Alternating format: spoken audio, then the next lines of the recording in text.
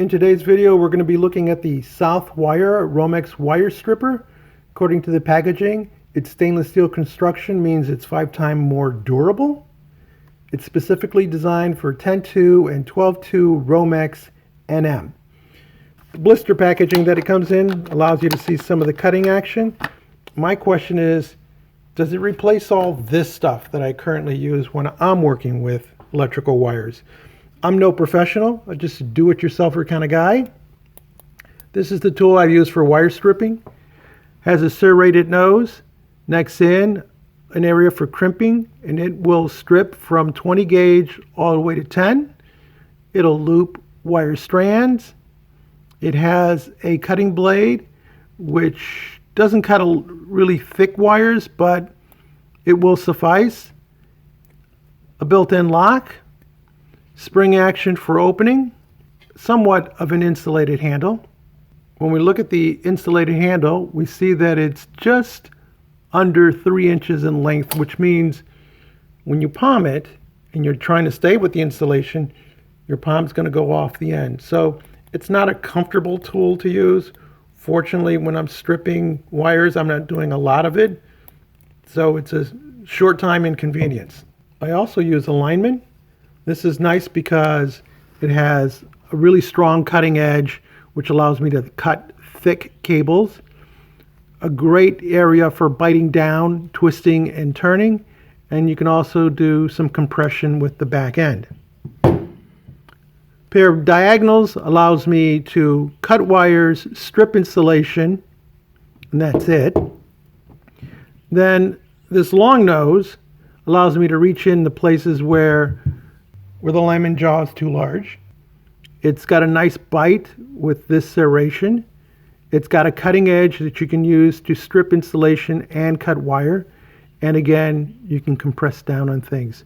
So how do these compare to the Southwire Romex Wire Stripper?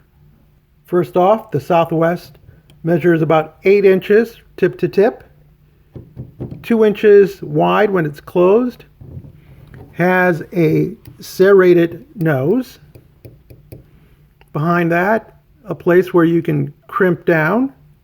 Then it has 2 sets of biting teeth, the 12-2 for Romex and the 10-2 for Romex. Then you have 12 gauge cut out and a 10 gauge. Then you have this nice long cutting blade. Depending on what you're cutting, the thicker it is, the closer you'd be to the handle. You also have these 2 holes that are used for looping wire. Beyond that are 2 screw shearers for 832 and for 632. The spring on this is enclosed, so chances of it popping out are pretty small. It has a locking mechanism, which is nice and easy to reach with your thumb. It's not a strong spring, so it's easy and very smooth.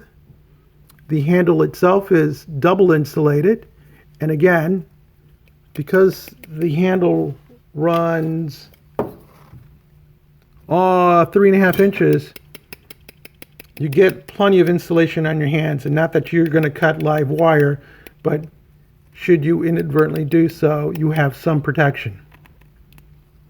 Here we have some 12-2. Let's see how well this tool works. So we go in, we bite down,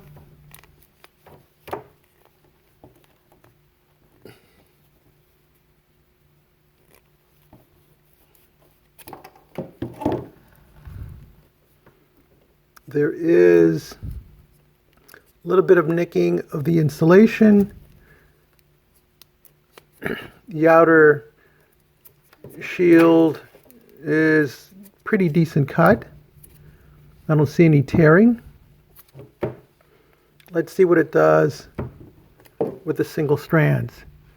So I go into 12 gauge, bite, turn a little bit, pull.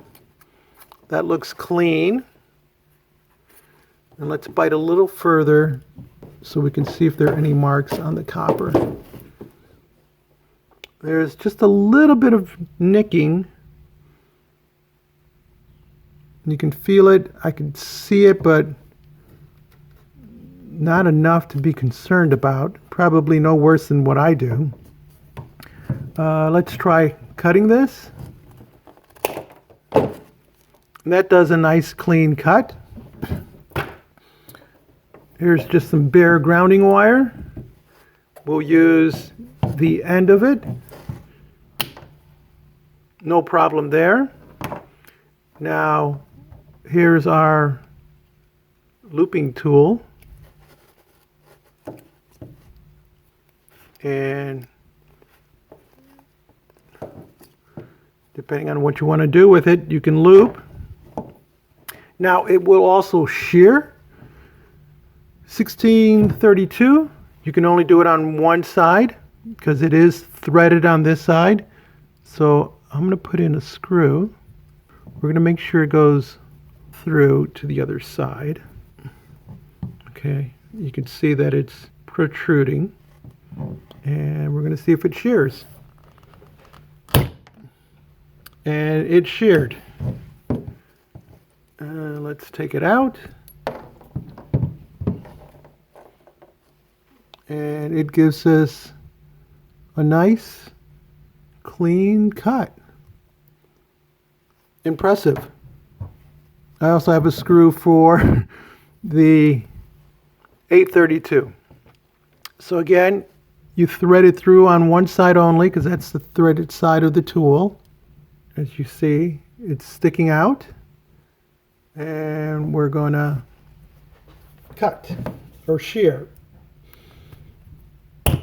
That took a bit more biting down to do. It took a lot more energy because it's a thicker screw. But again, it gives you a nice clean edge, and I can see that where the screw actually, the thread starts. So I'm impressed with its capability to do that. Let's do the sheath one more time. Bite down, pull,